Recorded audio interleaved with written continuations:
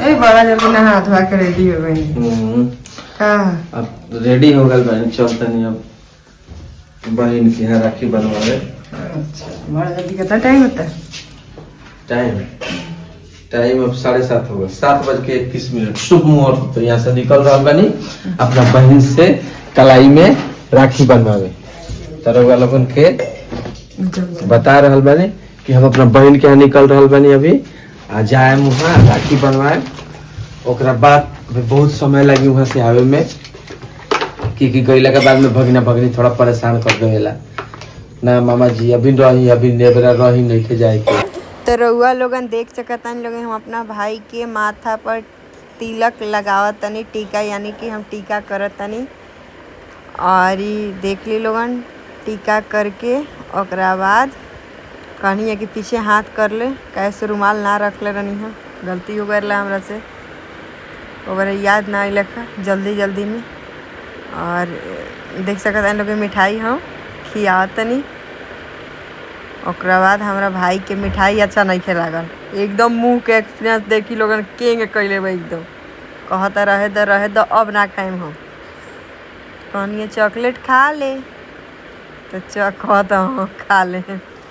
ठीक, तो चॉकलेट खोल के ले गई तो थोड़ा सा खैलक है, एकदम थोड़ा सा। और हम 5 बहन बानी तो वहाँ से आए रही। सबसे पहले हमरा लगे, सबसे पहले हमर राखी ओकरा कलाई पर बन्हाइल है।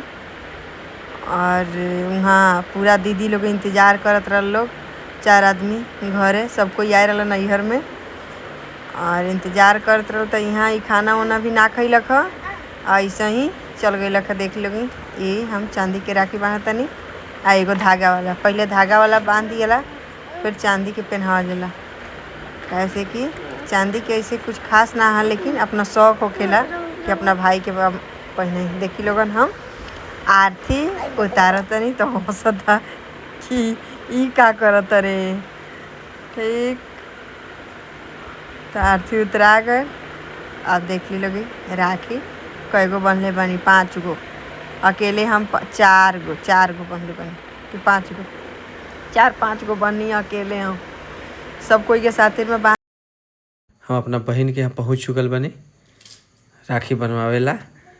तब देख ली लोगन हमरा के चंदन करतिया, लेकिन एगो हमरा से गलती हो गई है कि हमरा पॉकेट में ना रुमाल रहलक ना तौली रहलक। अब उ कहता कि बोल तौली, फिर मंगलक तौली। अब कहता है तौली रख, ओकरा बाद फिर से तिलक लगाएम, ओकरा बाद में तब राखी बांधेम।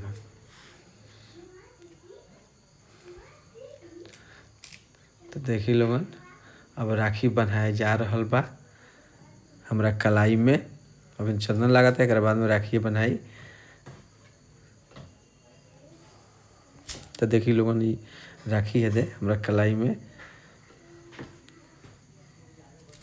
बंधा रहल बा।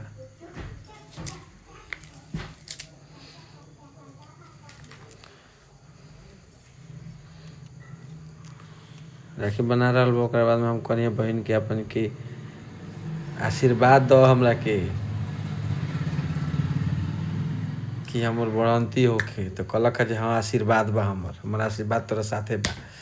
ओकरा बाद में मिठाई खियावतिया उठा के। तो हम मीठा चीज़ उतना खाई लेना, लोग जानत नहीं हम मीठा चीज़ बिल्कुल खाए के ना चाहिए।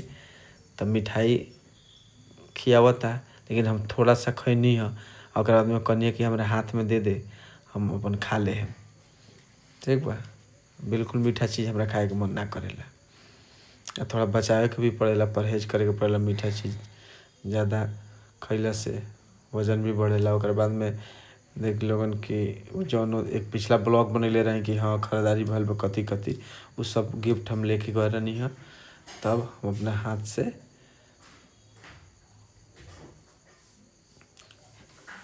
देखी लोगन आरती उतराता, हमर आरती उतरा रहल बा। ओकरा बाद में ये गिफ्ट हम अपना हाथ से ओकरा के देवतानी।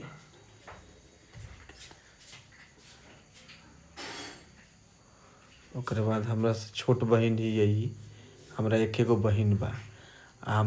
हमने 5 भाई बानी, 4 भाई लोग रहेला दिल्ली, अकेले हम घर पर रहिले। देखी हमरा के भी गोड़ लागतिया, बारिश लेकिन में हर साल हम पहुँचिए जाइले। बहन के यहाँ से आ गई नी हेमलेट भी पूरा भीग आ रहिए जैती आई तो का हो जाती है देखी ना। हेमलेट भी पूरा भीग गल बा। हेमलेट के छोड़ी ना पूरा कपड़ा भी भीग गल बा। दे बहुत जब से हम गईनी हो अपना बहिन के यहाँ, यहाँ से निकलनी है, मतलब यहाँ से 3 किलोमीटर आगे गई है